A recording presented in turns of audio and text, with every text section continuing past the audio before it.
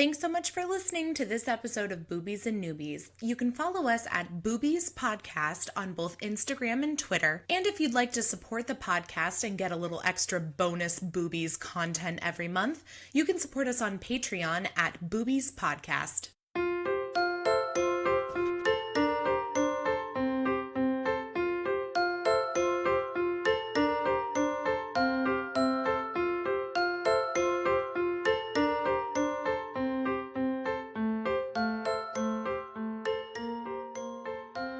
Welcome to Boobies and Noobies, the podcast that asks novice romance readers to think outside the dick in a box and brave the unbridled world of erotica. I'm your host, Kelly Reynolds, and today I'm joined by booktuber, bookstore employee, and co-host of the Novel Predictions podcast, Mikaley. Hi, guys. Welcome to the show. I am so excited to be here. I can't stand the fact that I'm on this. I love this podcast, and the fact that I get to sit here and talk about romance is the coolest thing. Thank you so much for having me, Kelly. Of course. I'm happy to have you. I love your podcast as well. So I mean, Thank you. Anytime we can have some sort of Lady Pod Squad crossover episode, especially when it's about books, and you clearly have a life that revolves around books. Really? I had no idea with those three things that you say that I have books. What are you talking about? Yeah, if it wasn't the booktuber, the bookstore employee, maybe it's the book podcast review, like some little hint in there that kind of clued me in that maybe you like books as much as I do, maybe a little bit more.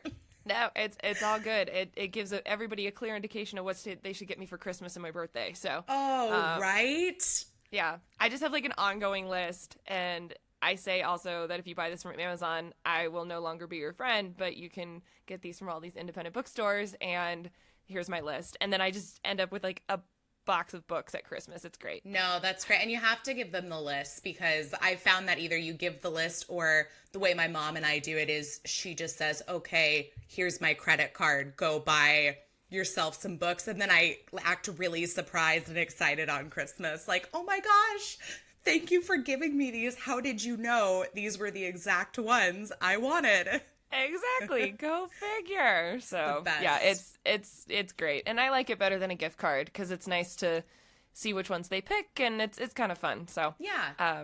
But yeah, I have lots of books. I'm actually sitting in my library, as I call it, because in my apartment, or my house that I live in with my roommates, I have two rooms. They're the smaller rooms, but I get two of them, and one is my library with about 8 bookshelves in it. Oh my gosh, that's especially in like apartment living, that is a dream. Oh my gosh, I don't have enough room. I mean, that's probably half the reason I buy a lot of digital books, is just because they're super accessible and I don't have enough room. But when I get a house, there's going to be one of these days. There's going to be so much room for books. Like, there's going to be. Yes. Oh, I follow all those like bookshelf Instagram accounts. It's like book porn. It's the coolest thing. It so is. Ugh. It so is. Oh, it's so hot. And you're just like, wow, look, they made a spiral out of them. Or, oh, I like when they put them in like staircases. Like, there's like bookshelves. And so it just looks like you're walking up books.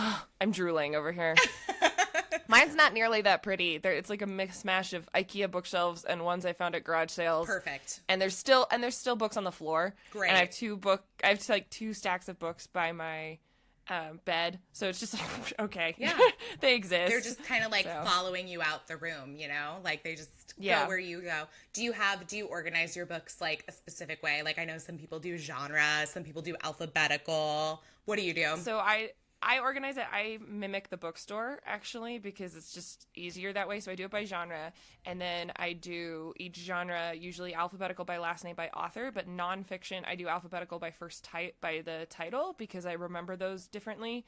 And so I each have a different section, and then I have my own special section of like my favorite books. Nice. Of, like authors usually that cross genres that I want to keep all together.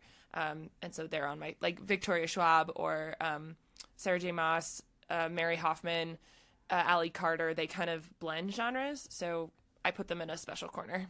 And Harry Potter has his own shelf. Oh, always, of course. I mean, it's like the section of bookstores, or like the shelf where it'll be like, this is the employee recommended section. Yep. Staff recommends. There you go. Absolutely. I love it. So. You can just start checking books out of your house. I mean, people can just come and check them out. You should see my boyfriend's car. He like has a little book cubby of all the books that I recommend to him. One of the girls who works at the cafe in the bookstore has borrowed books from me. My siblings, like everybody does, and it's just I'm like, here, if I can give these to you, please borrow them and read them and love them. So yeah. Except I want them back. Yes, absolutely. Yeah. Well, okay, real quick, and then we should move on, but because we could just keep talking about this all day. But I gave up my copy of I'll Give You the Sun by Jandy Nelson to my sister. She stole it, gave it to 3 of her friends, and then gave it back to me looking like it had been run over by a car, highlighted and everything. It was like, oh my what God, the hell? What are people doing with these books? I don't know. Like, what? And so I let her keep that copy. I bought a new one, and then my brother wanted to read it, so I loaned him my new one. He took it to college, gave it to his friend, and then when my mom was driving him out for school or something, read it aloud to her, but then he gave it back to me all, like, dog-eared and, like, I mean, I don't mind dog ears, but, like, ripped and stuff again, and I was like, what is this? And so I had to buy a 3rd copy of I'll Give You the Sun because my siblings were dickheads and just ruined it. I mean, they loved the book, which is really what matters. That's good. Yeah, that's good that it was well read, and you know what? You spent extra money on it, so that's great for the bookstore, great for the author. Yep, so, I did. There you go. And you know what? If you had to find a book that you had to buy more than once, that's a good one to do it with. I feel like that's okay. Yeah, I think so. Okay, well, tell me, I mean, you've got many titles here. Let's start with Booktuber. Okay. I've seen, I checked out your Booktube channel. Oh, great. I like when you do the segments of these books are the same. And you basically take 2 books and you're like, this is the same book. Yep, that's one of that and book battles are my 2 claims to fame. I like that. On YouTube. My YouTube channel is Kale's Corner, which my nickname is Kales, and that's my sister gave it to me, and that's kind of often what I go by on the internet. And but those 2 are my segments that I love and it started with I love trivia and I love books, so I created this Booktube trivia game show, which actually now got translated to Tattered Cover. And we do monthly live at Tattered Cover, and we've done it at Denver Pop Culture Con, Denver Comic Con for 2 years now, and it's like a thing. That's awesome. Yeah, and then These Books Are the Same is a hard one because it requires a lot of research, but I love it because it's so fucking funny. Yeah. And I just enjoy being like, y'all, plots are the exact same. Oh, yeah. Come at me. Oh, yeah. No, I mean, I do the same thing with movies all the time. I'll be like, okay, so this is basically this again, but like in space. Okay, yep. Cool. Got it. But yeah, no, I mean, it's true. There's just so much unoriginal content out there.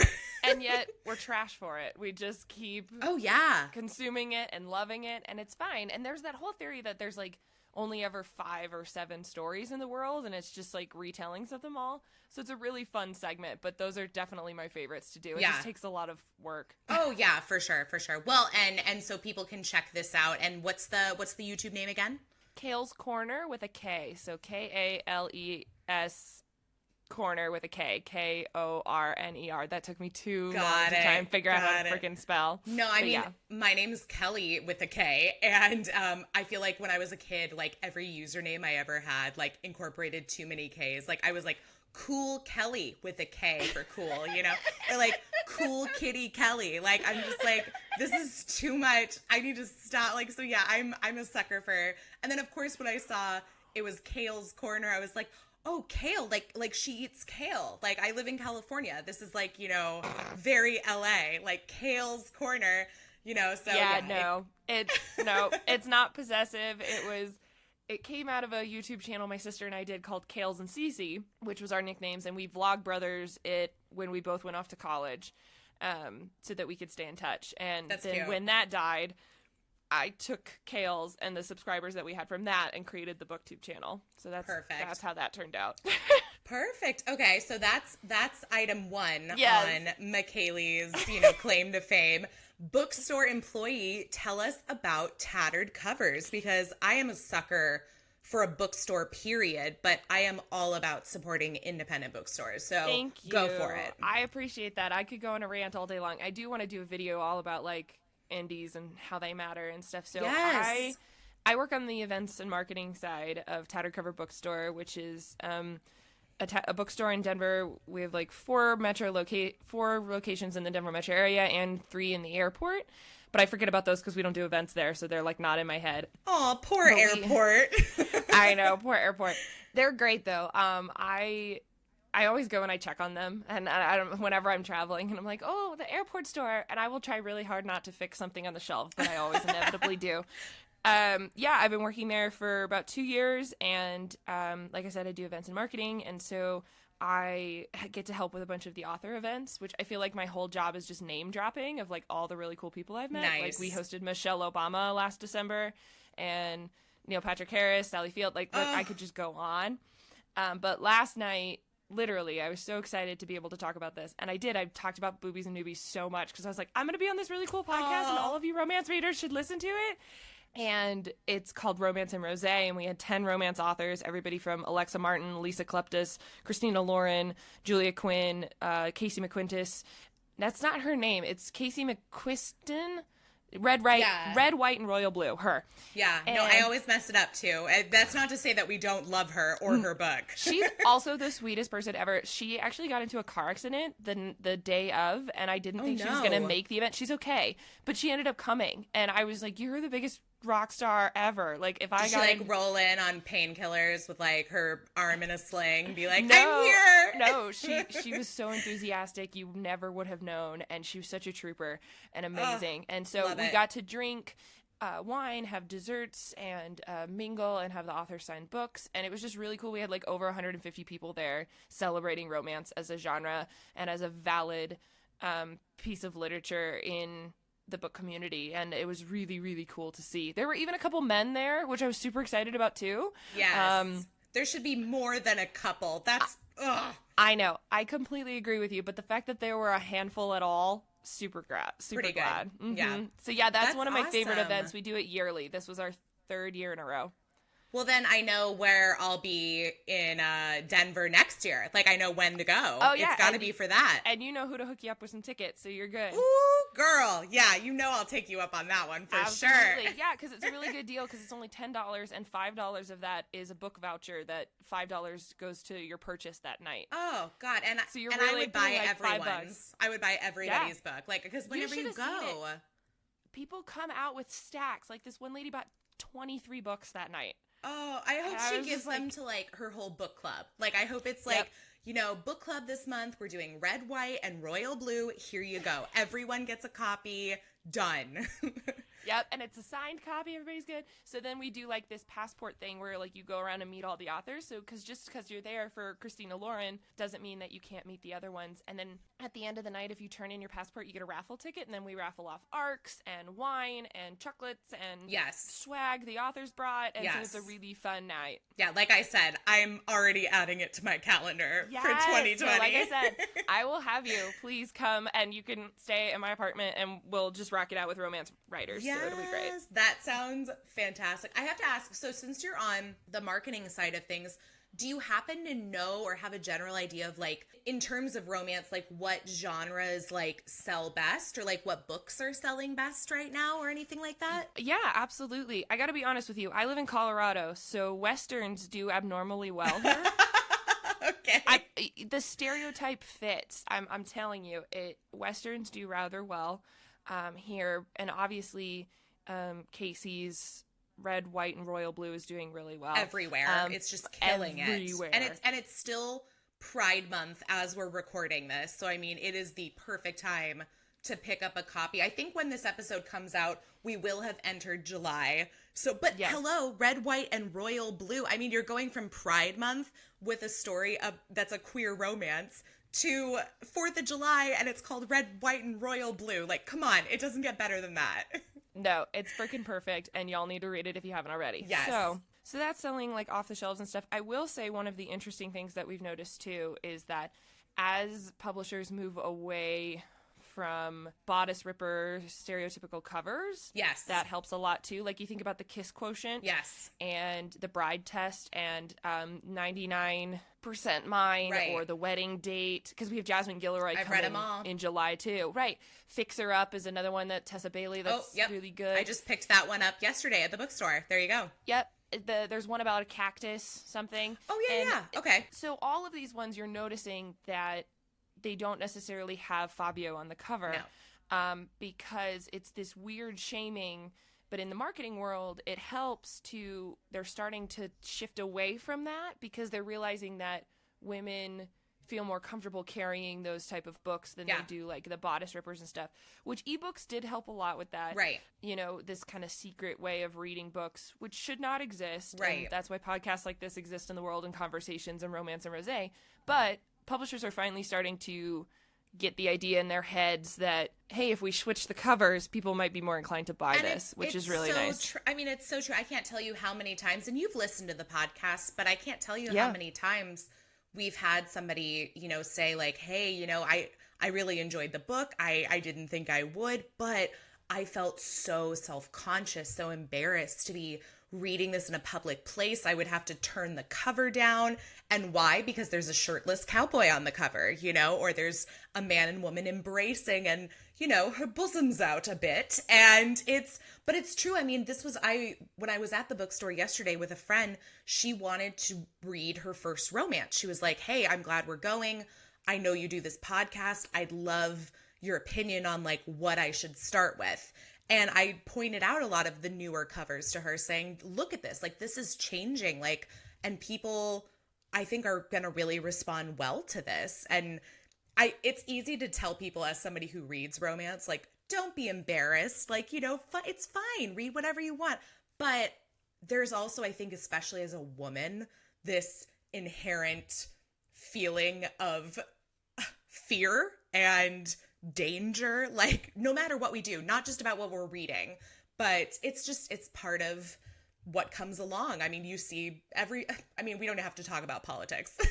But I got you. Yeah, people know, and especially women, non-binary, minorities will understand completely what we're talking about. But yeah, it's a way to feel comfortable, and I appreciate it. And you know what? The covers are cute as hell. Right? That's the other thing, is that they're making them more rom-com-y. Yes. Than bodice rippery. Yeah. There are still bodice rippers that have those. I mean, man, some of the scenes in like the wedding date, it's just like, whoo! But there's another one that I really like called The Simple Wild, and I picked it up not knowing it was a romance because it had like this really green Alaskan cover and this girl with like her hand on her hat and whirlwind, and I picked it up and I was like, oh, I didn't know this was a romance, and because it doesn't look like one. And so I think it's a really good marketing tool that they're starting to shift and do that. Yeah. The other thing that we're starting to do is also, by acknowledging romance as a real genre, we're putting it with new fiction. And That's when great. new romances come out, putting them on the central front lines as any historical fiction, literary fiction, sci-fi, Yes. they are getting a place in the bookstore that is equal to the other genres, which is a really big deal. Not all bookstores are doing that.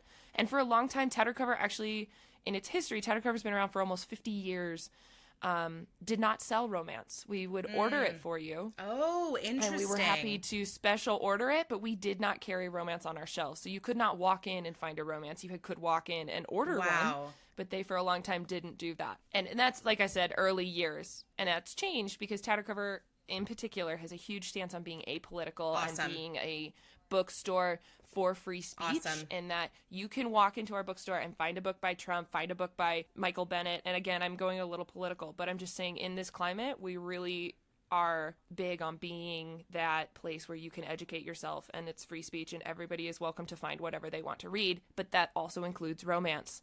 And now it's becoming all the more important that we equalize the genres as well. Absolutely. So what it all boils down to is if that you're in the Denver area, you might as well stop by Tattered Covers. Absolutely. And like I said, we have 4 locations in the Denver metro area, so there's no excuse to be like, it's too far. We have lots of locations, so it's awesome. I'm an airport shopper. Like, I am always like somebody that I'm like, if I'm at an airport, I'll pick up a book. So, I mean, the perfect excuse. It is, abso-freaking-lutely. So, yeah, Tattered cover is great. It was my childhood bookstore, and now the fact that I get to work there is the job I never knew I wanted. That's so cool. I love that. Yeah. Okay. So there we go. We got booktuber, bookstore employee, and then I think you host a little something called Novel Predictions Podcast. Give us a rundown. Yes.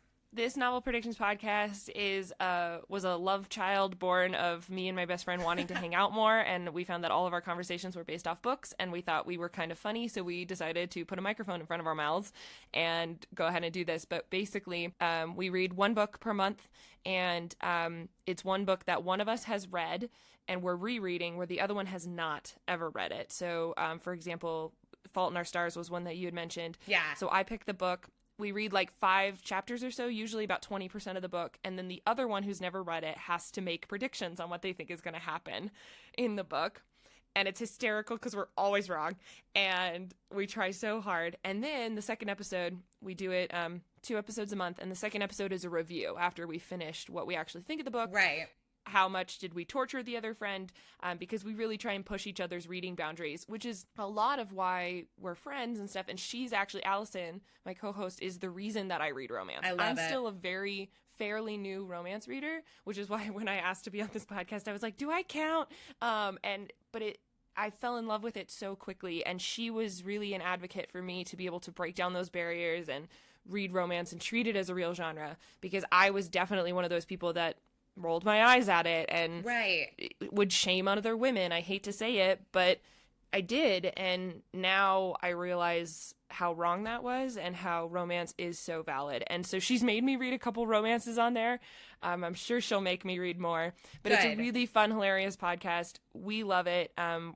We are on Twitter and Instagram, and we're on anywhere that you can listen to podcasts as well. So it's super, I don't know. I find it fun. We enjoy it. I find it fun. I'm a listener and I find it fun. And you know what I've found too, and I've seen people comment this about novel predictions too, is that you don't have to read the books. Like you don't have to be familiar with the books. I personally think it's hysterical if you're reading the book along with you both, because then you can make your own predictions and then see how wrong you will be, because you will be wrong most of the time. We actually have it's not a novel predictions book club, but like there's a group of people in our lives who are reading the books with us. And they're like, I love it because it makes me read every month. It gives me a variety, it helps me figure out what I want to read. And it's funny to listen to. So we love it. So yeah. Well, and we both of our podcasts are all about reading outside of your comfort zone and checking out different genres that you maybe otherwise wouldn't. So, I mean, I'm so glad. That's such a brilliant connection. I'm an idiot. I didn't think about that before, but it so is. It's about broadening your horizons. Yeah. And I love that. Oh my gosh. Nice connection, Kelly. I got you, girl. And so I'm going to take a wild guess, and as I segue into the book we're going to be talking about, I'm going to take a wild guess and say maybe this book was like a little outside of your comfort zone, or what you would typically pick up. A little. It was so much. So I typically read historical romances, the Regency ones, and I've just now started to branch into contemporary more. Kiss Quotient was my intro to that, because as I am on the autism spectrum, and that was such a really cool examination. However, aliens on a spaceship with sex slaves and robots was not in my... No, I didn't know. You just didn't even know it was coming. No. It didn't even... Well, and I think you had said, when we talked about what book to pick, I think you had said something about how I've done some historical, I've done a little contemporary. I haven't really done anything paranormal or sci-fi, and I had just read, I've read Laurann Dohner before, and we're going to be talking about one of Laurann Dohner's books today. And so I had just discovered this brand new series from Laurann Dohner, and I was like, well, shit, we got to check this out. So we did. So just so I could clue everybody in, today we're going to be discussing the book Cathian. Is that how you say his name? Because for the life of me, I was like, Cathian? I said Cathian, but... I think you're right, because I am not a phonetic reader, and I was like, I don't know what this is. I remember when I was promoting it on Novel Predictions, I was like, I just have to spell it for you because I don't even know, but Cathian sounds right. Yeah, just because I'm like, I know somebody named Kathy that spells their name with a C and ends with an I, so I'm like, it's Kathy Ann. So that name does not suit that brute of a man. No, not at all. So it's Cathian by Laurann Dohner, and this is also the first book in the Vorge Crew series. Is that how you said it? Vorge? Yep. It's Vorge like Crew. Forge, but with a V, Vorge. And this book was published in July 2018. Apparently, it was also previously published as a short story called Captain of Nara's Heart in an anthology series, and it's been updated and expanded into a novella. So I purchased it on Amazon for $2.99 Kindle edition. Sorry. I'm so sorry, Mikaley. It's okay. But I know it was important to you to find a book that you could also buy as paperback from a independent store. So that I did. So we're good. We did it. Yes. I don't ever want to.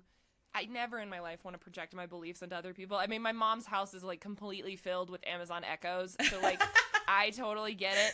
But I appreciate you finding something that works for me and absolutely. In my life parameters. So thank you, Kelly. I appreciate that. No, absolutely. Absolutely. And so people know it is available at some bookstores. It's also available in Kindle, whatever works for you. You're a reader. That's what matters. I don't really give a damn how you read. As long as you read it, I guess. I will say that I'll start here. I have read Laurann Dohner before. And in fact, I want to say, I think it was Learning the Tropes. They're another romance podcast. I think they reviewed Fury, which is the first book in her new species series. So like everything I've read from her is definitely more on the sci-fi futuristic style of romance.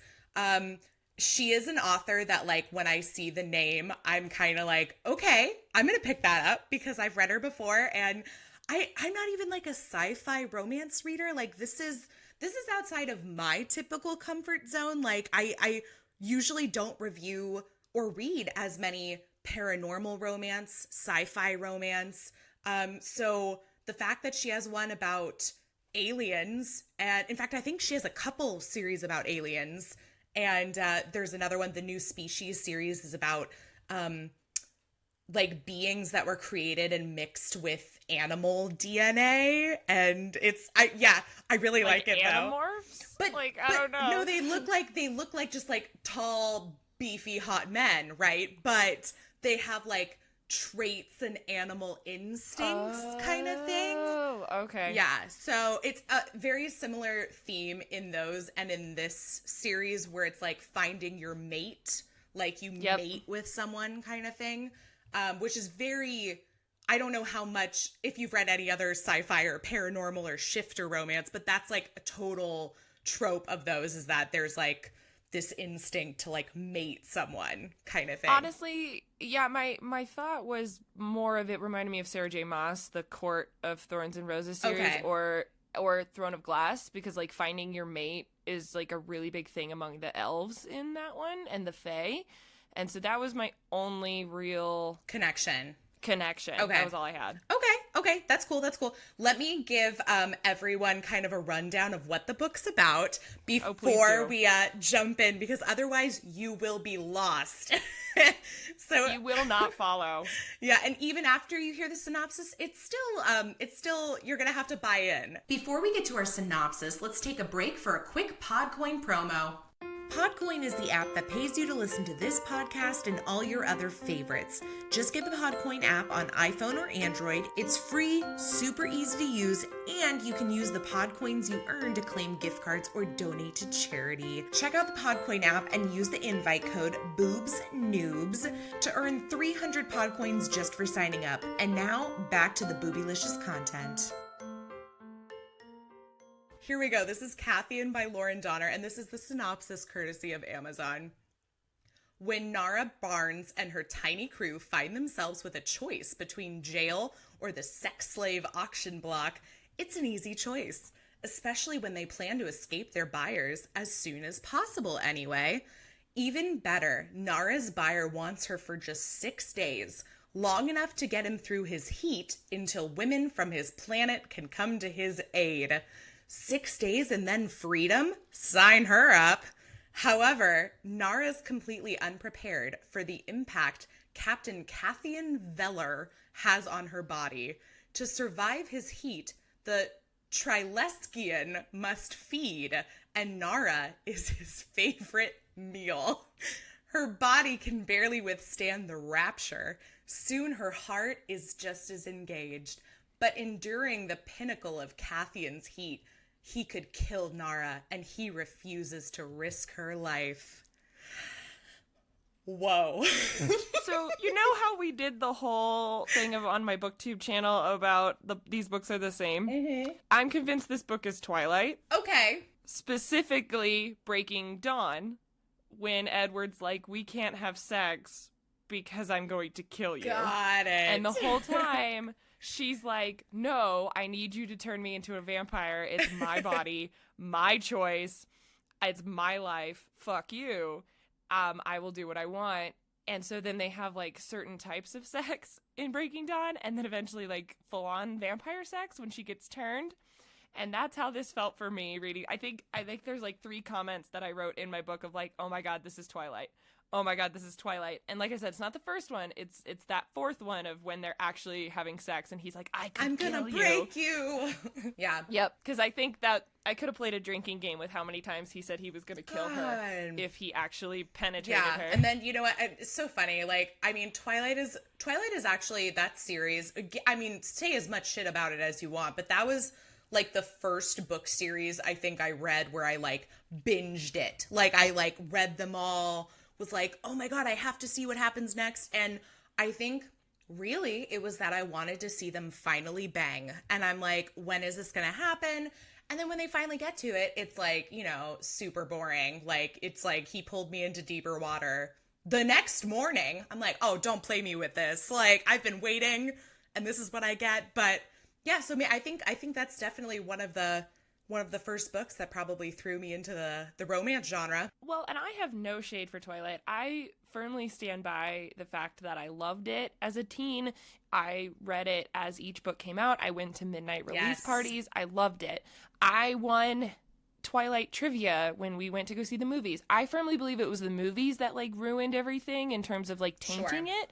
It's not a great book series. It doesn't have to be though. It was what it was for the time that it was in. People were craving something to fixate on, like you said, to binge at that time, and it was good. Like I don't know. I enjoyed it. I have no shame for the fact that I say, like, I really like Twilight. So it's not necessarily an insult to Cathian. It was just more of, oh my God, that's what this reminded me of Edward continuously telling Bella, I'm going to hurt you if we actually have sex. So and,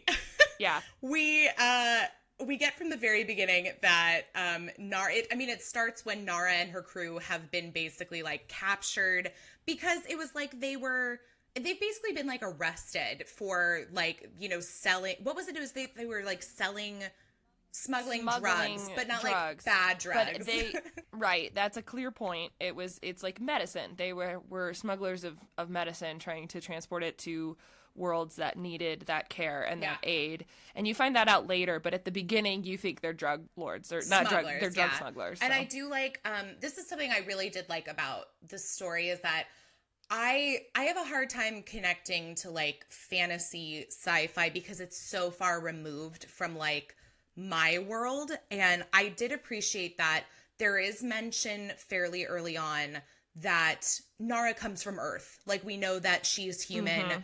But there's also the acknowledgement of like the different types of species that coexist where they are in space. It was kind of like a Guardians of the Galaxy feel to me, where it's like you have people from Earth, but then you also have, you know, they mentioned an alien species that has 2 dicks, and they're like, oh, that'd be great if you got bought by him because, you know, awesome. And but then there's other ones that, one of the species that works for Cathian is described to look like an egg. Like he like walks around and like kind of like scoots around like an egg. So I mean, he was one of my favorites. Yeah. I was just like, I like this little, like, I just pictured him waddling the whole time, like rolling like an egg does. And they can hear your thoughts. Those ones are the ones that can hear your thoughts too, because she's always Nara's always thinking things about them like, it's amazing they don't just roll away or, you know, something. And he's like, that's not funny.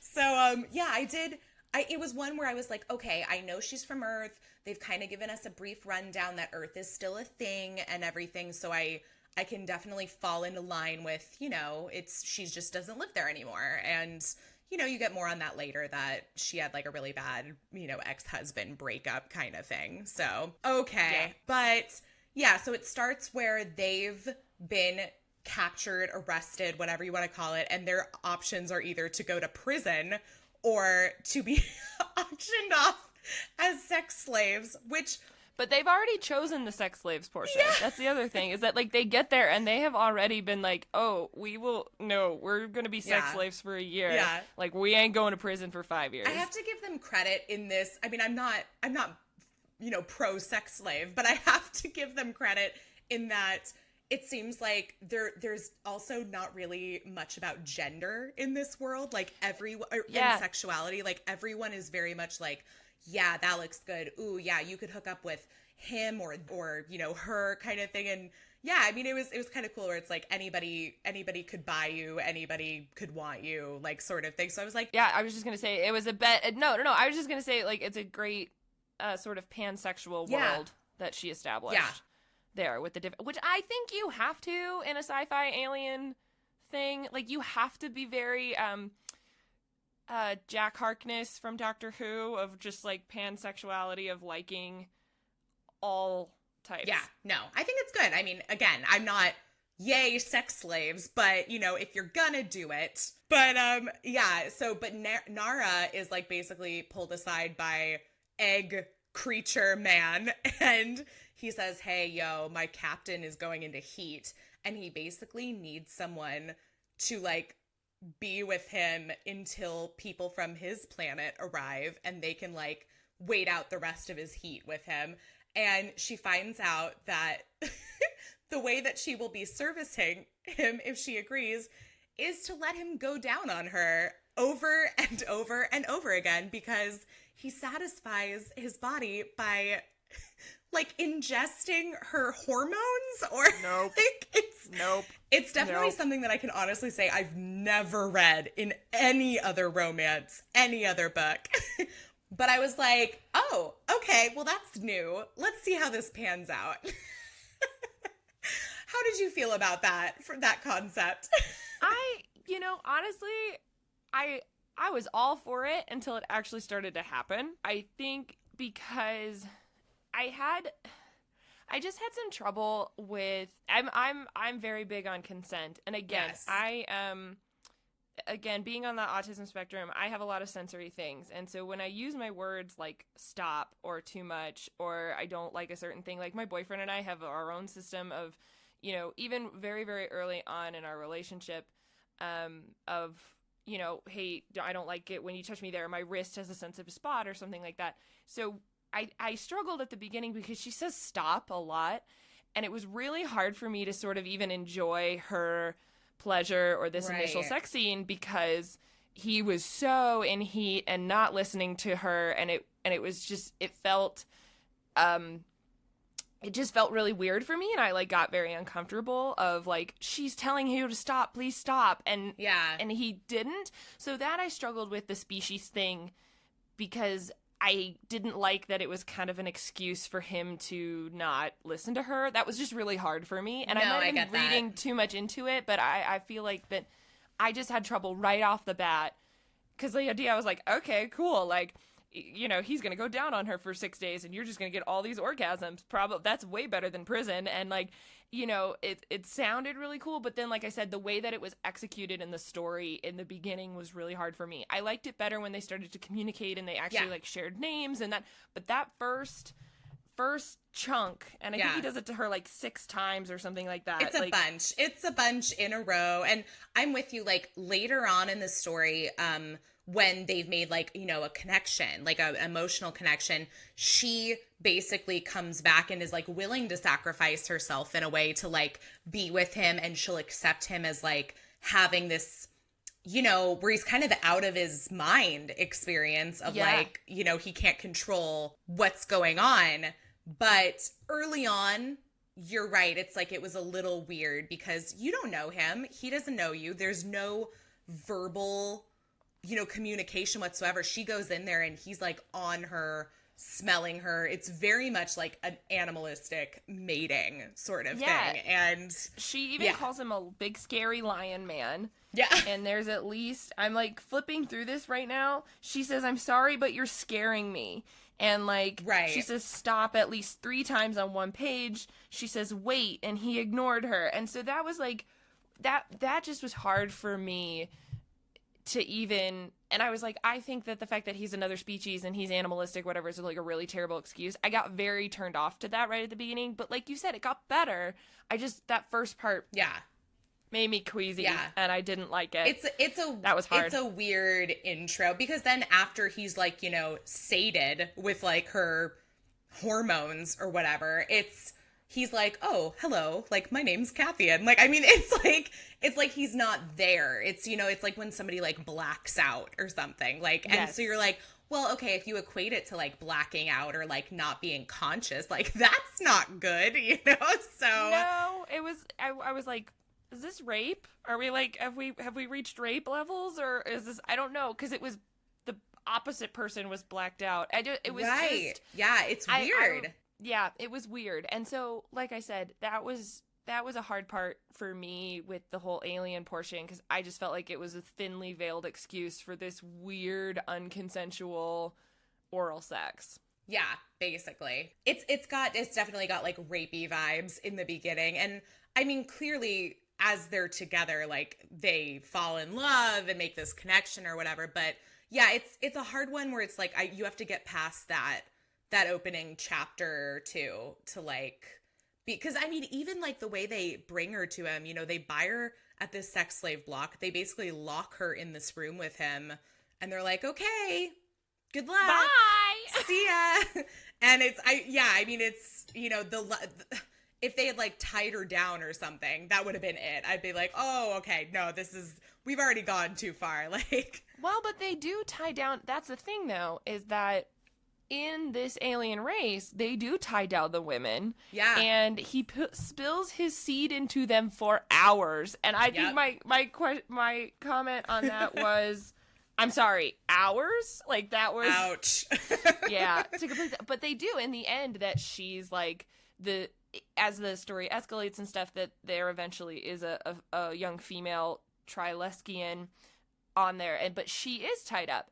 S&M, bondage, so cool, whatever. And like, that's not what this is. No, that's not what this is at all. And this poor woman, you know, has been trained in her life to be like, I'm a breeding machine in the Tryleskian universe. And it just, that was different for me. That was hard for me too, because I was like, she's like willing, but not. And I was like, I'm not sure about that. And, so it does happen to be that way. I'm actually really glad that they didn't bond Nara at the beginning, that they just kind of threw her in there. It was a lot better than if they had actually tied her down and everything. Yeah. Yeah. Mm-hmm. Yeah, no, the whole Tryleskian universe is awful. Like, but I mean, that's kind of part of the story too, is, you know, Cathian being like, I don't want to be a part of this. Like, I don't want to... Their whole philosophy is that, you know, he's a pilot and captain of this ship, and he wants to keep doing that, but they're like, no, it's time for you to mate someone. You're going to basically like, you know, tie her down and mount her and go and go and go until she gets pregnant, and then she's going to give birth to a litter. Like, it's like fucking puppies. Like, so... Terrifying! I know, he was like amazed when he's like, oh, you guys only have like one baby at a time usually? Like, we usually have like, you know, 5, 6, whatever. Like, but yeah, I did think it was interesting that when they're in heat, they only go into heat every 3 years. And that's the only time when he can get somebody pregnant, is when he's in heat. So I'm like, oh, I kept expecting the book to end in pregnancy. I was like, oh, she's going to be pregnant by the end of the story. yeah, but then Deus Machina birth control. Like, I know, for real. Yeah, that's true. And then, like, you know, because doesn't this only take place over the course of a few days? 6 days. Oh, yeah, that's right, because she gets her freedom after 6 days, but she decides to stay, oh, no, they free her, and then she comes back. That's right. And then she gets heart surgery don't even mate with him. I can't even get started on I think I hurled a little in my mouth. Can I read that section of where he's describing about the heart? Yes, please because do. I think gross was what I said. And so it starts off with, like, before we dig in, there's something I'd like to discuss with you. Okay. He took a deep breath and lowered his head, his face inches from hers. I'd like to lifelock to you. Would you agree to that? Yes. She didn't even have to think about it. He smiled wide and hugged her. Good. What do we need to do? It's what you would consider a medical procedure. At that point, I was like, I'm sorry, what? Yeah, because I'm like, wait, I'm confused. Where are we going with this? Right, like, in other stories I've read, again, mostly Sarah J. Maas, it's like some spiritual bonding, light flashes, and we're together forever. But this is like, I guess it's sci-fi, so it makes sense that there'd be some sort of alien something. No, but you're right. I've read a lot of, like, shifter or, like, some sort of mating themed stories, and this is, I mean, I'll give her credit. It's different. Like, it's definitely not something I've read before. So, anyway, continue. No, that's okay. But also, I would just like to mention that there is also a shifter bonding thing in Twilight, too. And Jacob bonds to the baby. Creepy. So, I'm just saying. More reasons why these are similar. Yep. But he says, it's what you would consider a medical procedure. Okay. He waited. She just stared back at him. Finally, he frowned. Aren't you going to ask what kind? What is involved? I don't care. I'm willing to do it. It doesn't matter. And I was like, really? Nara, this is your body. You were so protective of your body before, and, like, really? It's amazing what 6 days can do for you. Damn. He smiled again. I love you. I love you too. And then here's how it is. Male Tryleskians have a secondary small heart in our chests. When we lifelock to a female, it's implanted in her chest. It links us by scent. The android feels it would be safe for humans. It's never been done before. He lifted his hand, curving his fingers to his thumb, demonstrating a small round shape the small size of a coin. It's about this size. She let the information settle. Okay. That doesn't frighten you? No. I was willing to have your litters. What's a tiny piece of you inside my body? She smiled. I like that. I'll be the keeper of your other heart. That's romantic. No. Gross. It's gross. Gross. I just have to show you. That's what I wrote on my... Here. See? Gross. Just gross. There you go. Yeah, I mean, to me, it's not even the fact that it's like a medical procedure that's gross. It's that we had to literally have a literal way of saying, you're the keeper of my heart. It's not romantic. It's absurd. And it made me, I was like, what? I have a couple problems with that scene. One, the fact that she was so willing to jump in. I don't feel like that's love. And maybe, again, I'm a very logical person, but, like, this is one where you have to throw logic out the window when you read this book. Like, and you have to. Like, I love realistic romance. People who listen to this podcast know I love realistic romance. This is not that book. This is 180 pages of suspend all disbelief and any ideas and previous notions of what you have about love, consent. You have to just, like, tear down all of your humanoid breakdown of it. Yeah. Which, to her credit, I will say that I do like that, in that she made you really dive into, like, another species. That just because it is... you are human and we write sci-fi and it's relatable doesn't mean that other, species in the universe are going to have those same principles. And so that's true. She did do a good job of that, I think. I feel like I'm pulling at straws here to get good things for this. But, like I said, she really did defy your expectations. Because who's to say there isn't a species out there that has a little secondary heart to give to their mate? Okay. But it still felt weird and gross. I know. No, it was a weird one. Like, basically, when I first read the synopsis, or I think I read, like, the like, little preview they give you online. Yeah. And I was like, okay, this is a story about an alien man who's going to go down on a woman repeatedly. And there's going to be so many orgasms. And then they're going to fall in love and live together in space. I was like, okay, I can get on board with that. You'd be really good at novel predictions. Well, and to be fair, that's mostly what happens. Like, it just happens at a very rapid pace. I guess for me, it's a short story. Like, I mean, it's a novella. It's not long. And one of the complications that comes with that is that there's not a lot of actually seeing them fall in love. Like, I feel like we go from 0 to 100 very quickly. Like, it's very much, I'm scared, I don't want this guy on me, I'm locked in a room with him, to, okay, we have a few basic conversations in between all the orgasms, which are hot. I mean, the scenes are really hot. I'm like, okay. And then it goes from that to, like, I mean, that's really all you have. And then I don't even know at what point. It just seems like there's a point that clicks where she's like, I love him. And I'm like, where did this come from? Isn't she flying away or something like that? I forget when it is when she clicks, but I think it's when she's on the spaceship. Yeah, it's just weird. Like, there weren't really a lot of, like, bonding moments or, like, her teaching him something or him teaching her something. I mean, all the markers that you would expect in a romance novel. Like, there's not a lot of dating. There's not a lot of them spending time together other than him going down on her and them talking for, like, 5 minutes before he does it again. Or falls asleep. So, yeah, exactly. Like, I was like, okay, like, this is... I get it. Like, this is, like, what's going on with him. But it's also, like, you're learning a lot about where her past and his past and, like, kind of where they come from.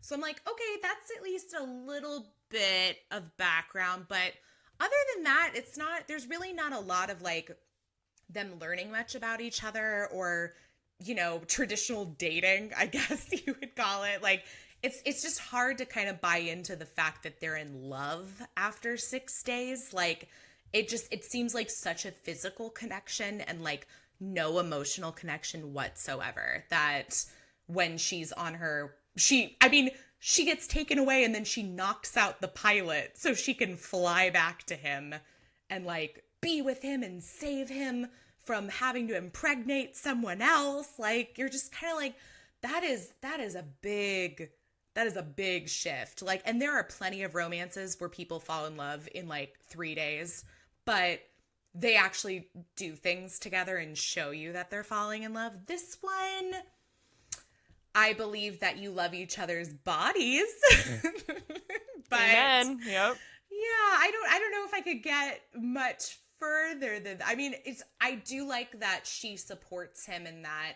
She's like, I know he loves being a captain of the ship. Like, I don't want to take that away from him. I wouldn't take that away from him if we got married and had kids. So I'm like, okay, that's good. I feel like he's not really doing a lot for her. Like, nope. That's not, yeah, I'm trying to think of, like, something similar to, like, the sacrifices she's willing to make for him, which are very large. I don't really know what sacrifices he's making, if any. His family, who are assholes anyway. Right. Like, I mean, he's not really, it's not to say that he's, like, a jerk or, like, a mean character. Like, he's really not. I mean, he's clearly, like, a good captain. He's well respected on his ship, and I like his crew a lot. Like, I really liked a lot of people on his crew, and I felt like they had a lot more personality than he did. I think that was probably part of the problem too, was he's kind of one note. Yes. One of the things that I love, and you'll know this from Novel Predictions and my YouTube videos, is that I'm obsessed with secondary characters. I always love them way more than I love the main characters, and I completely agree with this. That's what makes me wonder, like, I'd be interested to see how the second book is, because we've already fallen in love with the one guy who's like his brother, but not. They're, like, really good friends, and it's his love story, and she hints to that in the back. Dovis, right? Yes, Dovis. Okay. She's like, next up, Dovis. And I was like, oh, well, I really like Dovis, so I wonder how that would be in the second book, because I've kind of already fallen in love with these secondary characters, so it would be interesting to see how they do in their own story. Yeah, no, I actually have read Dovis, and the third book is York. Oh, okay. And then the fourth book is Raph. I think Raph is the guy that's, like, his half-brother. Yeah, I have a problem with that in the minute when I want to keep talking about the secondary characters, but I do have an issue with that at the end there.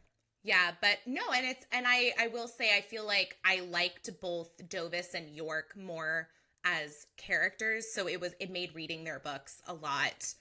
I was much more involved with them already going into this series. And I guess, I mean, that's the hard part about being the first novel in a series too, is you're like, okay, I don't know anything about these people. I'm coming in fresh, which is exciting. But if you don't get me, then it's kind of like, yeah. So I'm with you. I found a lot more that I was paying attention to, like, Dovis. I'm like, where's Dovis at? What's going on with Dovis?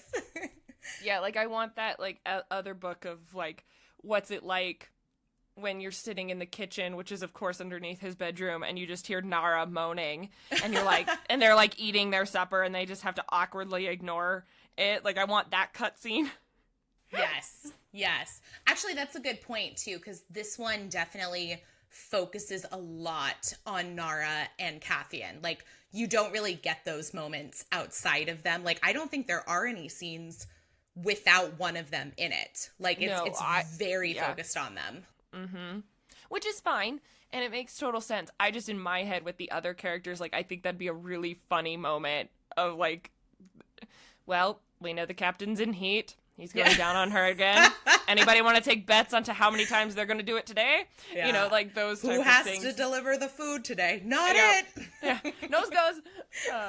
Those type of things. No, my problem with Raph at the end was you're going back to this total thing of being in lust rather than in love. And I think it's totally true because, again, and as I've mentioned, communication and consent are huge to me. But at the end of the book, they still are not honest with each other. They make this whole thing about how we're going to be together and we're going to, you know, move on with this life together. But she has this paragraph where Nara glanced at Raph. She wasn't sure what he did on the Vorge. She rarely saw him, actually, and Cathian avoided answering questions about him. He was young and handsome. All she knew for sure was that he was a Vellar, a cousin or some distant relative of Cathian's, and I was like, they should be honest with each other. Like, they're in this life together. Why cannot Cathian tell him about the brother, Raph? And, like, this weird cliffhanger that got left there, and it just made me really uncomfortable. I was like, is this relationship actually going to survive? Like, how is that going to break down when it's finally revealed and Nara's like, you have a brother?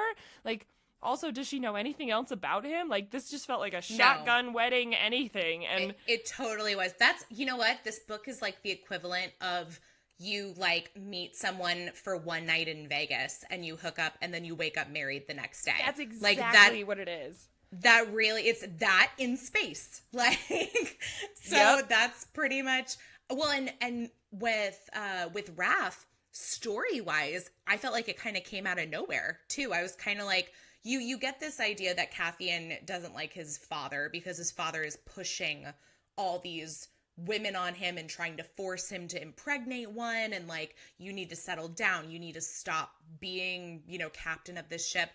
But then I felt like the whole thing with how Raph is his, not only his, like, half brother, but that there's this whole dark past about, like, how his dad, like, left him on a planet to die or something, and Cathian rescued him. And I was like, wait, mind you, this is all coming in like 80% into the book. There's no lead up to this, and you're suddenly being dropped these plot bombs, and they're like, I'm sorry, hold on. Can we get that story? Like, I don't need one more going down scene. For Not real. That I ever thought I'd ask for that, but, like, I couldn't understand why this was coming there. And then it left on this weird cliffhanger, and I was like, I'm sorry, this book could have been so much longer and explained more of that, and I maybe actually would have given a damn about Cathian and Nara. Exactly. Maybe. That's the thing, is I feel like it's not that I thought it was bad. It's not that I didn't enjoy where it was going. I just feel like it never got there. Like, nope. It felt very bare. And I think if it was a full novel, that would have definitely helped. Although, having read the next two in the series, I can tell you that those are also shorter. I mean, those aren't long stories. So, I mean, if you're a fan of, like, the instant love connection type of romance, or, like, they see someone and they know, they're drawn to them. Like, I don't even want to call it love at first sight. It's more of, like, the bonding, the soul, you know. I mean, if you're a fan of those stories, then you'll probably enjoy it. You'll probably enjoy the series. If you can suspend reality for a little bit. If not, you know, I mean, it's great that there's a lot of oral sex for women. I'm like, okay, I'm a fan. I do appreciate that, but it is it is a lot, and there's not a lot else. Okay, well, that's the other thing, too. There's not a lot else, and she's obviously very overwhelmed by it. Like, Right. it's a very powerful sensation for her, and it's almost not fun to listen to anymore because it's, like, painful for her. Yeah, and because it's sex too shouldn't much. be. It's too much. Like, and I mean, it's too much for the character. It's too much as a reader to be like, oh my God, like, I just saw this. Well, and it's not like there's variety. No. Okay, cool. We got that his tongue is amazing, but like, that's where I had a problem with the writing too. Is I'm like, okay, great, have all this oral sex, describe it differently each time. Yeah. Not the same. Yeah. Like, and then also the fact that they like had to drug her was weird too. Oh, I that forgot about that. Just add that to like the list of rapey vibes in the beginning for sure. I forgot about that part. Oof. Yeah. I was like, that's creepy. And I don't know. And I was like, okay, is she's drugged?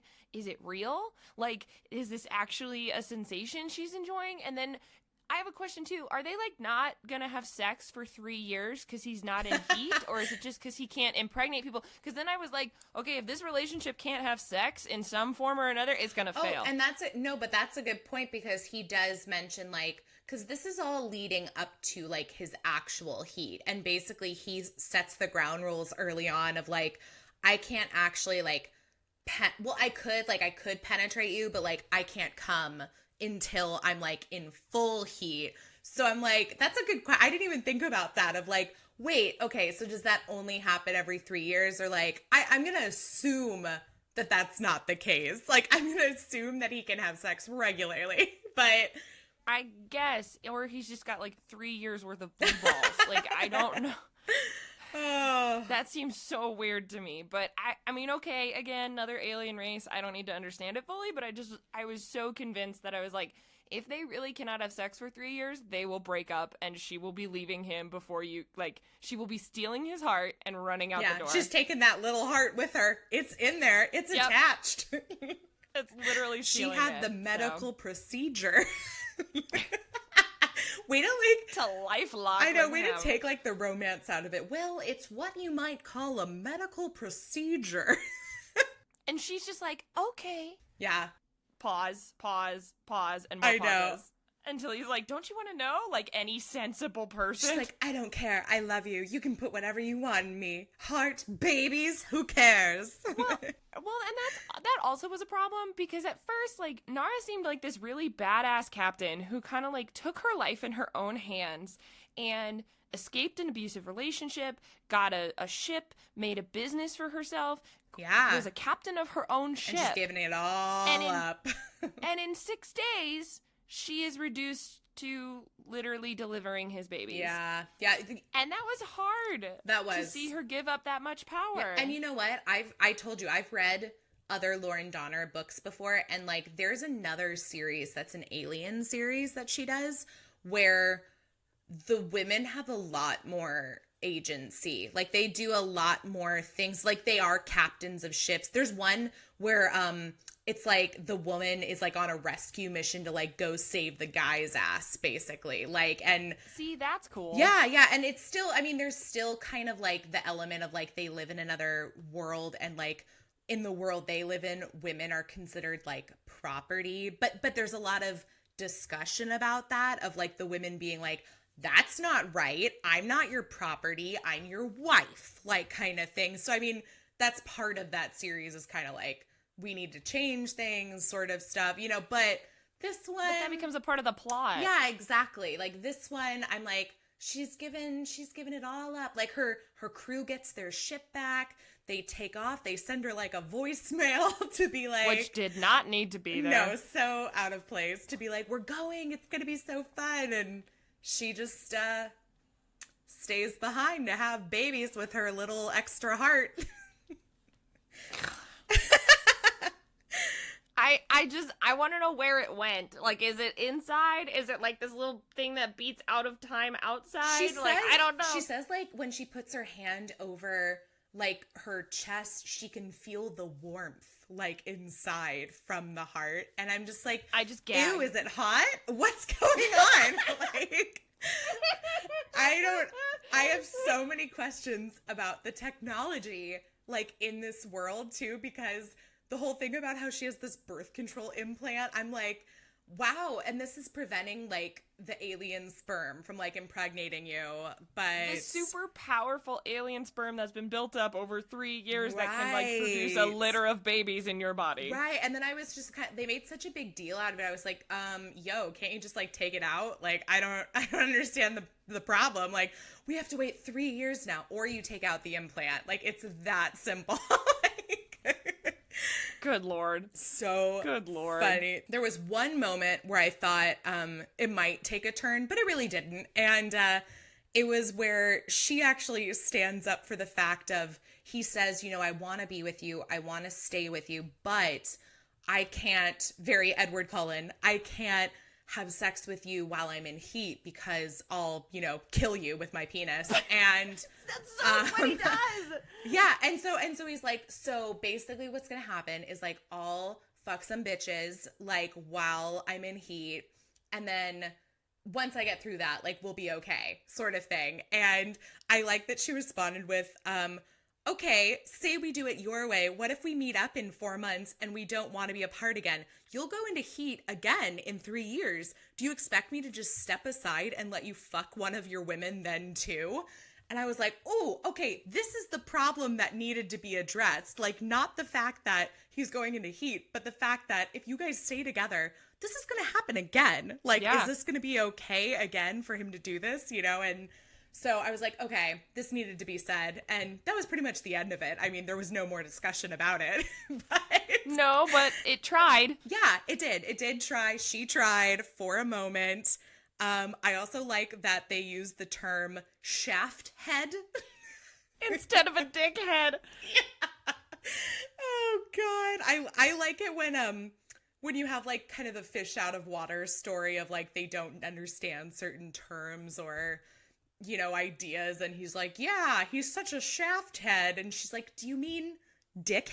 Yeah. Like, is that what you were going for? That one? So, yeah, I was like, okay, that's fun. I would have liked more of that, you know? Yes.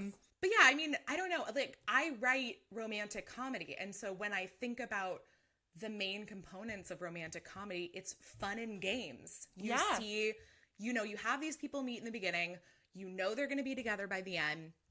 Everything in between is just the fun, like, oh, here we are trying out this and learning something about each other. Oh my gosh, now we're going to a carnival and like, haha, you know, I taught you how to throw a ball, blah, blah, blah. You know, I mean, or I helped you overcome your fear of heights or whatever it is. Yes, it's supposed to be like the fun and games over and over and over again. And that's what was missing from the story, is that instead of those moments, you just got oral sex over and over and over again. So, I mean, if you're just looking for like a quick one-handed read, like maybe this is the one for you. But it is quick. I read the whole thing in one sitting. I don't know about you. I had to stop because it got uncomfortable for me at points. So I had to like get through a certain section and I'd be like, okay, I need to breathe. So it did take me 4 days to read, but only because I really did pace myself with it, because I was like, I had a really hard time getting over the rapey beginning. I couldn't. It was such a turnoff for me. And I'm very picky when it comes to, like, I can't even my historical romance Regencies, like, I started reading one where this man was in a society that was, like, meant to trick women, and I was like, nope, I'm done. I don't even care if you get, like, reformed and, like, actually fall in love. I don't give a shit. And yeah. So that was really hard for me. So I could have read it in a day, but, like, I had to take a breather so I didn't burn the book.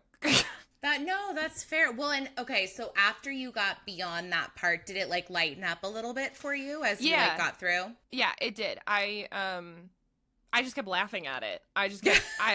No, it's true. After I got through that part and she started to take more ownership of her body and actually started to enjoy it, and we actually like got his name, and I started to enjoy it more, and I just kept laughing like the whole time. Honestly, I kept reading it for the droids and the secondary characters, and I enjoyed the humor between them and her when they were like, okay, you got to shoot me. And I'm not going to take pride in, like, you have to shoot me. And let me lie down first so that I don't fall and like, get a headache. I'm prepared. And like, I loved that sequence, I guess, when she came back, when she turned the ship around and they all agreed to help her. That, to me, was a fun climax in the story. It was fun. You know, it was like, okay, we're all getting along and stuff. But then I was also like, when did you all become friends? But, oh well. Probably the same time that Nara and Cathian fell in love that we didn't get to read either. Yeah. So, yeah, like I mean, it's... ending honeymoon on the beach where they all take a vacation. They'll all become friends then. Yeah, they're like, we're going to go for our honeymoon for a few weeks. And Dovis gets left behind because he's like, I just want to be in love, but nobody loves me. I want some alone time. Yeah, for real. But yeah, no, I think if you can get beyond the beginning and again, very much suspend your disbelief with this one, that I can't say that I didn't enjoy it. I mean, I enjoyed it enough. Yeah, that's what I mean. I just like kept laughing at it. Like, to me, it was just like a funny, like, after I got through the beginning, it just was so absurd. It was funny. And so I just was kind of like, all right, what hijinks are we getting into next? Like, you just have to suspend your disbelief. Reality doesn't exist. And you're just like, okay, what is she going to throw at us next? Yeah, exactly. I can say, like, if somebody wanted to start a sci-fi romance, like they wanted to read their first one, I don't know if this would be the one I would recommend. Like, there's, especially having read more of her series, I can tell you that there's other ones of hers that I would recommend over this one. Yeah. That being said, I'm with you. I mean, to me, the best part was the side characters. And so I wonder what the response would be is like if you started with one of their books instead of Cathian's. Yeah, that would be interesting. Yeah, I'd be interested just because, like, yes, you're starting and like they're for sure going to mention Cathian and Nara and everything, and you won't know who they are.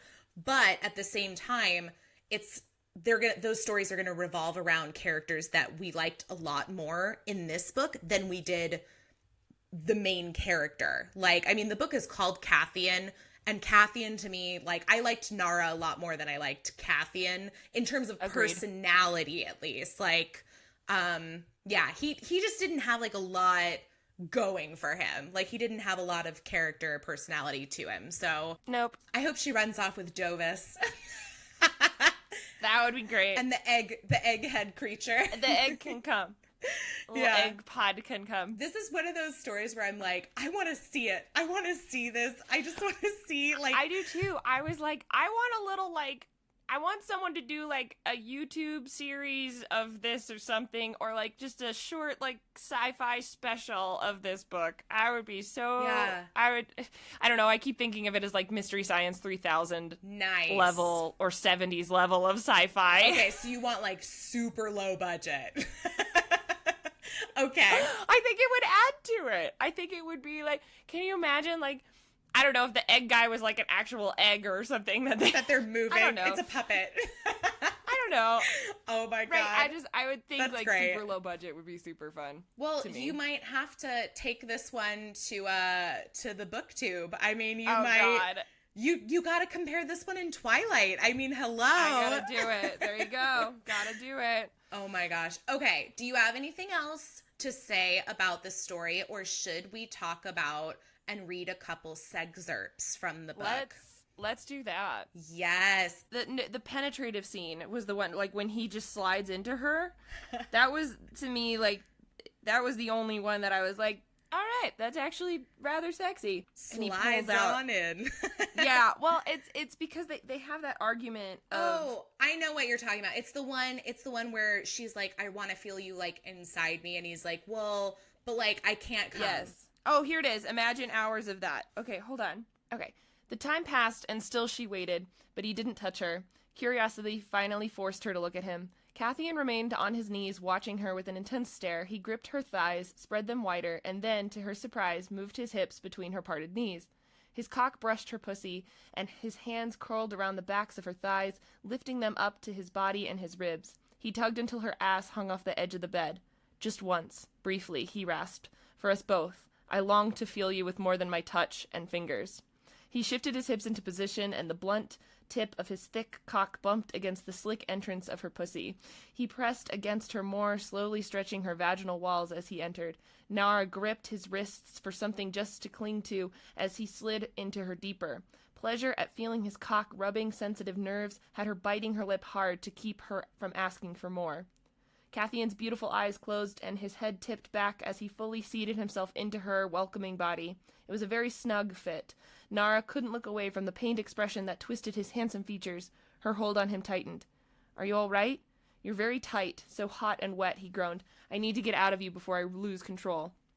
She wiggled her ass, moving him inside her. Both of them moaned. His entire body tensed. His hold on her thighs tightened to near bruising. And then Nara did it again. She rolled her hips, loving the full sensual feel of having his cock buried deep inside her pussy. She continued to move, fucking him slowly with the few inches his hold gave her to move against his strong body. So, and it continues. The scene goes, and he, imagine hours of that. But for some reason, I really liked her taking agency in that, and, her... And I don't know. I think that was probably the most intimate moment. Oh, I think so, too. Between them. For sure. And the fact that, they trusted each other enough with that. He was like... Well, because it's, the only moment, both when he's, going down on her and when they have sex later on, it's, the only moment where he's, also in control of, his body. It's actually him that she's having sex with, and not him overrun by, his body's needs. That was, my problem is, it's hard for me to call it, rapey, but it's he's not even there. I mean, he's just not in control. I'm I don't understand how you can be falling in love with this man just because he's basically a sex doll. When you're having sex, he's not emotionally or mentally present. No, he's not there. But that was the only time that it actually was him. And I just that trust that was there. Yeah. Because he warned her. He was this is really I can't do anything with this, but I want to feel you and you want to feel me. Right. And so we're going to take this moment and do that. And I liked that. I liked that. And I liked that she took control to try and make it more enjoyable for the pair of them and stuff. Yeah. And then, so that was probably one of the better sex scenes for me. That's the scene I marked. Okay, awesome. I wish she hadn't used the words pussy and dick so much, but or cock. But I mean, I was there are other adjectives you can use, but okay.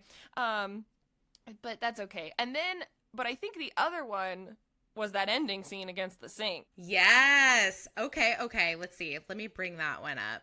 When he finally, she comes back, locks him in the bathroom, and he goes into full heat. Yeah. And she's and she just bends over the sink and she's looking in the mirror and everything while it's happening. Yep. I'm ooh, girl, you do it. Get it. Yeah, that was the scene you chose though. That was my favorite scene for sure. Oh, good. Yay. Okay, here we go. Yeah, I've got something here. I'm trying to think of where to start with it because I'm just ooh, here we go. It is weird when she first comes in because she's basically taking off her clothes to be come here. It's come here. Yeah, come it's here she's and do me. having sex with an animal. It goes back to that. Exactly. But he smells her and he's yeah, I kind of realize who this is, which is good. You want that. Yes. Go for it.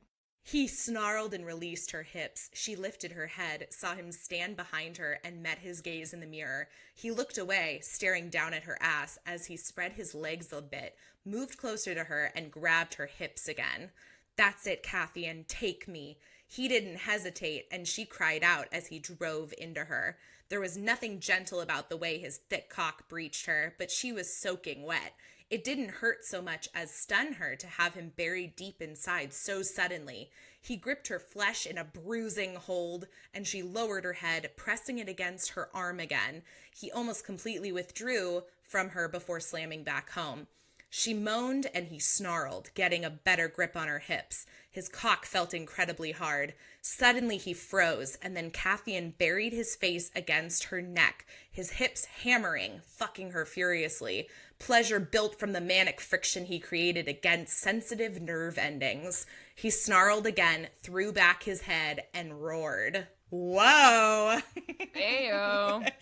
Yeah, it's I like I said, they're hot. Like, they're hot scenes. I mean, it's very animalistic. Like, I know they're aliens, but that is the best way you can describe his behavior, and their sex scenes are very animalistic. So it is, and it's a different kind of, again, outside of my comfort zone. The historical romance Regency ones, it's not so aggressive. It's that there's a lot, usually the female is a virgin, and usually it's like he's teaching her the ways of woman, and then they like lead themselves around the bases to finally get to penetrative sex, whereas this was like just went for it, and it's so visceral, I guess, for them. And again, with the hormones and the drugs or whatever it is, the special sperm, and I think it just, again, was a little different of how, like, and, like, the word fucking is in there. Oh, yeah. You know what I mean? Like, you don't get the word fuck in a lot of historical romance. And it's, like, funny to me how even these quote-unquote bodice rippers now feel tame in comparison to, like, this sci-fi alien romance. Yeah, which is just a little ironic to me. It's true. No, I mean, and I always usually, depending on what kind of romance I'm reading, I have kind of a general idea of like, okay, this is taking place in a specific time where maybe they're not saying dick, cock, pussy, you know, but, and sometimes there are, like, I feel like in some historical romance, if the guy is kind of like, you know, the bad boy rake sort of thing, the very experienced playboy, then you're going to get some language for sure. But I love that too. That's like my favorite, is when historical romance gets raunchy. I'm like, yes, this is how I picture it. I hope that there were people in these giant ass skirts and corsets, like getting bent over tables. Like, yes. So that's my favorite. But no, I think it's great. I just think, again, talking about reading outside of our comfort zones. Yes. And pushing that envelope, that what I'm used to is way more tame. And not that that was bad, but damn, it was hot. It was so interesting to me how things escalated, and the verbiage that she uses is so much more forward. And I think that's great. Yeah. I remember being surprised, and not in a like clutch my pearls way, but like, oh, hey-oh, like, this happens in romances. Cool, let's go, you know, that type of thing. If I had a nickel for every time I hey-oh'd while reading a romance. I'm sorry, that's my southern roots coming out. I like it. That was my family's from northern Florida, which might as well be South Georgia, but that's that Ayo. I like it. I feel like there's not enough Ayo. Like, we gotta bring Ayo back. Yeah, so I'm with you. I watch Floribama Shore. Oh, okay. Well, that would be in our podcast. We would go in this episode of Novel Predictions. Kales has one too many AOs. Perfect. Yeah, exactly. So when you do your comparison of Cathian and Twilight, you got to throw the AOs in. Oh, God, why do I feel like I just made a catchphrase for myself? Okay. Oh, gosh. I don't think there were any more other sexy scenes I wanted to point out, but did you have any others? No, I mean, it's just a lot of him going down on her. Like, and like you said, it's really not a lot of variety. I mean, it's like, I do like that whenever he does go down on her, he usually says something like, I need to feed again. I'm hungry. Or she's like, I've already fed him 4 times today. And you're like, oh my God, stop. But that's how they describe it, is like him eating her. And so I was like, this is not the sexiest way to like set this up, because I'm just picturing him like literally eating her. I just gagged again. It's fine. Yeah. Woo. It's right up there with the 2 hearts. Yep, there's some lines there. So okay, well then, to wrap things up, now I'm going to ask you to give the book a few grades. So we're going to grade for story, syntax, and sexcapades on a scale of 1 to 10, 10 being the very best that it could possibly be. So let's start with story. Out of 10, what are you going to give Cathian? I'm going to be low. I'm also like a super harsh grader. Like, you can look at it on my Goodreads, but like, I gotta give it like a 4. It was not, I mean, it was hilarious in its absurdity, but in terms of like the insta-love portion and the weird secrets that came 80% through the book, I just was like, I don't feel like this was well thought out. I feel like she threw some things in there late game. I think it really would be better if it were longer. And we could actually see the relationship develop and fall in love with them a little bit more. Or if she combined this like series into one epic about the voyage and it was different perspectives, that might be kind of cool too. No, that's fine. I gave it a 5, so I mean we're in the same boat. It's definitely lower than the books that we typically read on the show, but I'm with you. I think really the thing that was holding it back a lot was that it was so short that I feel like we didn't have enough time to really get to know the characters, see them fall in love. But then again, I've also read plenty of novellas where we have seen characters fall in love in a short amount of pages. So it is possible to do it in a shorter story. It just didn't happen in this one. It was very insta-love. And again, if people like that, you'll probably have no problem with it. It'll probably be a 7 or 8 for you. But for us, not so much. That's okay. That is okay. That's okay. How about syntax? So the lovely Miss Laurann Dohner's writing. Yeah, no, I gotta give this one a super low rating because I gotta give it like a 3 or something, because I remember reading certain portions of this and I was like, there's like hardly any description. It feels very like repetitive. I think that was the hardest part for me, is I was like, there were no she would repeat the same words, the characters would use the same words, the descriptions, again, the fact that we had so many oral scenes and it was like they didn't feel like they had any variety. And I just feel like it would again be better if she gave it like another go around, had someone else read it, be like, hey, you used the word pussy like 700 times and there are other words for the female genitalia. She did use the words girl parts at one point and I was like, that's not the direction you want to go in, honey. But she actually said girl parts. Yeah, no, I have it right here because I underlined it because I was like, I'm sorry, really? It's right at the end.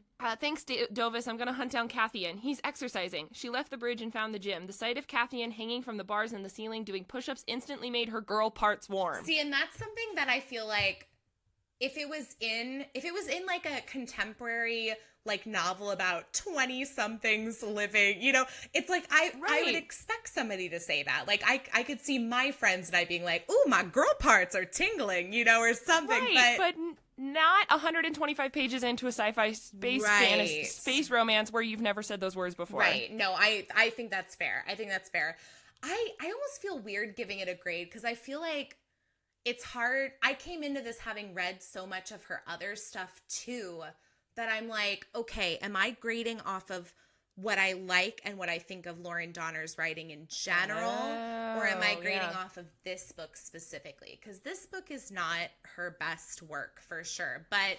Well, that's really reassuring to me too, because like even some of the other ones that you described, I was like, that I could go read. Maybe opening myself up to those, you know, this felt like a little first draft. Yeah, it felt very bare. Like I was like, okay, you've got the outline. Now I need to see more put into these like chapters to fill the gaps kind of thing, like to pad it. And so I guess off of this book specifically, I'd probably give it a 4 or 5. Like it's... Yeah, the repetition for sure. I guess it's the repetitive story too, of just he's always going down on her, which sounds so exciting when you first hear the concept. And then, that should tell you enough of like, okay, this sounded so great because he goes down on her repeatedly. And then to have 2 women reading this and being like, I'm so bored with him going down on her. Like that says a lot. Oh no, so but it's true. And again, part of it is personal preference too, is like, I love the slow burns. Like I love the build up. And that's also something that you're not going to get in the story because we jump right in. Right in. So something to think about. Well, and that brings us to sexcapades. So out of 10, what are you going to give it? I'm going to give it a 4. Oh, that's lower than what I was expecting, but I want to hear more. Yeah. Well, the really big reason is that beginning sexcapade part.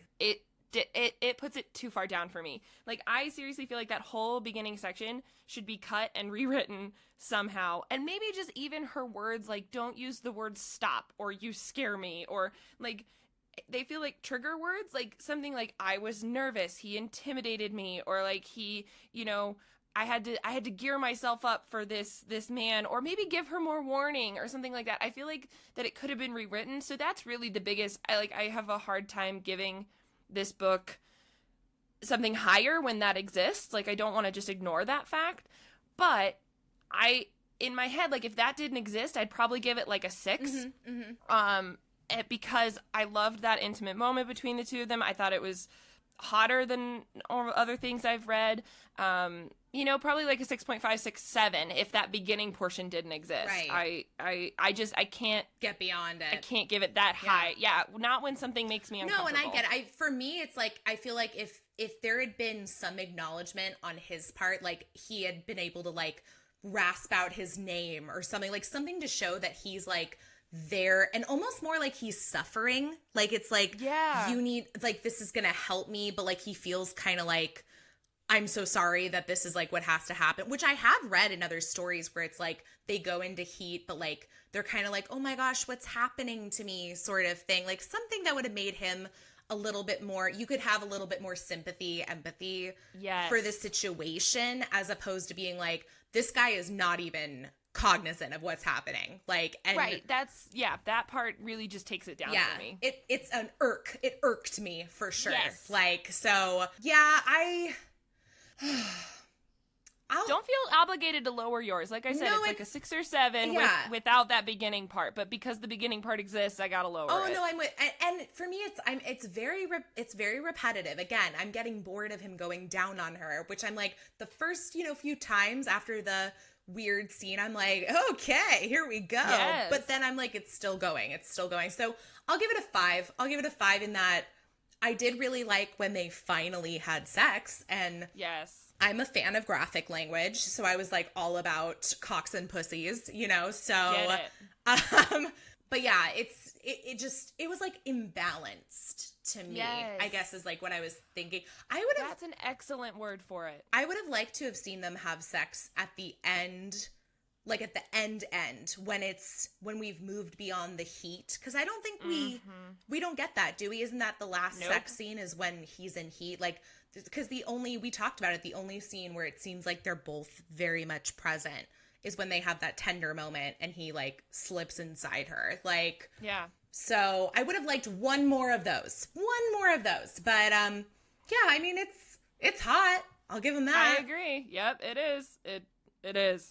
Well, I hope this book doesn't deter you from more sci-fi romance, paranormal romance. Like I said, some of the other ones that you were saying from Laurann Donner's books sounded really cool, like that one where they're talking about women and property, and I was like, oh, that would be an interesting plot line, and to see how that develops. And there's other ones, and Allison has definitely made me read. We read some Alana Andrews, and there's other paranormal romance. So like, I'll get there. I feel like more educated. I feel like also because I have a huge biased against self-published books, so that was really good for me to be able to read more of those and broaden that horizon for me. So no, I'm not turned off to it at all. I am actually more intrigued to find better things out there. Does that make sense? Yeah, no, I love it. Well, and like you said, you're a recent romance convert. Like, you're just kind of getting started. Yeah. And I mean, like with anything, the best way to find what you like and what interests you is to try a little bit of everything. Like, there's a reason I know that I'm not so much into certain types of romance, but I had to read them to find that out. Like, I had to check it out, and so, I mean, yeah, I think it's, read everything under the sun. Like, try it all and see what works for you and what doesn't. Well, the first one that Allison ever turned me on to was Gail Carriger and Soulless, and which is paranormal and historical, and I was like, I want more of that. And that's where it started. So I definitely feel emboldened to continue seeking these out. Good. And to continue also like supporting romance readers, and that's the thing is that like just because I don't necessarily like that type of romance doesn't mean that it's any less valid or any less important to the genre and to people's reading preferences. Right. So I like being able to educate myself more so that I can recommend books to other people and have conversations about them. So I'm still really grateful for this experience, even though it was suspending so much disbelief. Yeah, no, I feel you. Well, I'm so glad that you're leaving this with, you know, an open perspective and, you know, a thirst for more. Like, I mean, that's what we want. And, you know, between the booktubing and working at the bookstore and everything, you can now know what you may or may not want to recommend to people or, Absolutely. you know, check out. So that's great. That's great. I mean, that's what it's all about, right? Is, you know, opening your horizons and educating yourself. Absolutely. And I mean, like I've already gushed enough to you about this podcast, but I love what you're doing. No, but truly, I do. I love what you're doing. And I think it's really awesome how you're helping break down these walls and breaking down these stereotypes and really willing to have these conversations with people and introducing new readers to new things. Like, that's courageous in of itself. So thank you for having me on. I feel so privileged to be able to enjoy this and do this and have this conversation with you. And just, I'm so excited to continue sharing Boobies and Noobies with other people too. Ayo! And now I'm embarrassed all over again. Oh my gosh, no, you're so sweet. Thank you so much for doing this. You are welcome anytime. Next time we'll have to have Allison too. And yes. We can just gush and gush and gush and hopefully do it in Denver so that I can come party with y'all at, you know, Tattered Covers. You know, it'd be super cool. You're always welcome on Novel Predictions to maybe pick a romance that you haven't read and maybe we have read and we challenge you. So I am game. We will make it happen. I love it. So well, thank you so much. Thank you, Kelly. I look forward to listening to more Boobies and Noobies and reading more romance. Yay!